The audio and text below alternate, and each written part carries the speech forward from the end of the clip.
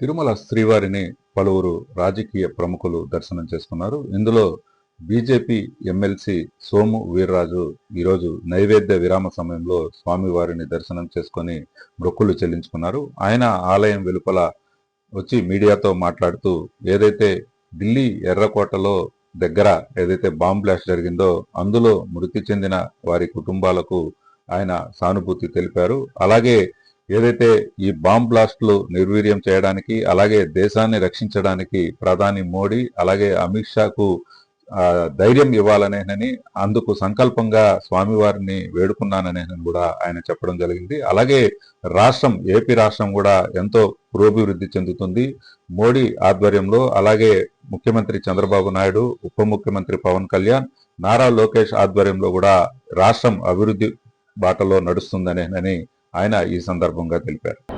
ఢిల్లీలో bomb blast జరగడం,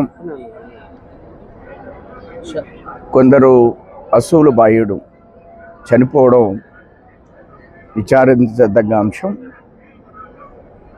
స్వామిని రెండు విషయాలు కోరుకోవడం జరిగింది. ఒకటి, వారిని శిక్షించే శక్తి మోడీ గారికి, అమిత్ షా గారికి ఇవ్వాలి.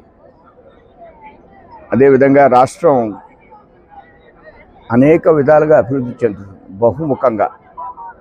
దీనికి మోడీ గారిని సహకరిస్తూ చంద్రబాబు నాయుడు గారు, పవన్ కళ్యాణ్ గారు, లోకేష్ బాబు గారు వీరు ముగ్గురు నాయకత్వంలో రాష్ట్రం ఇంకా అటు ఇండస్ట్రియలైజేషన్గా 10-15 లక్షల కోట్లు ఇన్వెస్ట్మెంట్స్ వచ్చినాయి. రాబోయేటువంటి రోజుల్లో 50 దేశాలు మన రాష్ట్రానికి వస్తున్నాయి. విశాఖపట్నానికి మరొక 10 లక్షల కోట్లు ఇన్వెస్ట్మెంట్స్తో ఎంఓఎస్ జరగడానికి అవకాశం ఉంది. ఈ రాష్ట్రం మరింత అభివృద్ధి ఈ విధంగా జరుగుతూ ఎంప్లాయ్మెంట్ అనే దాన్ని అభివృద్ధి చేస్తూ ఆర్థికంగా రాష్ట్రం పురోభివృద్ధి సాధిస్తూ అన్ని విధాలుగా ప్రజలకు సంక్షేమాన్ని కలిగించేటువంటి భాగ్యాన్ని వీరికి కలగజేయాలని స్వామివారిని కోరడం జరిగింది.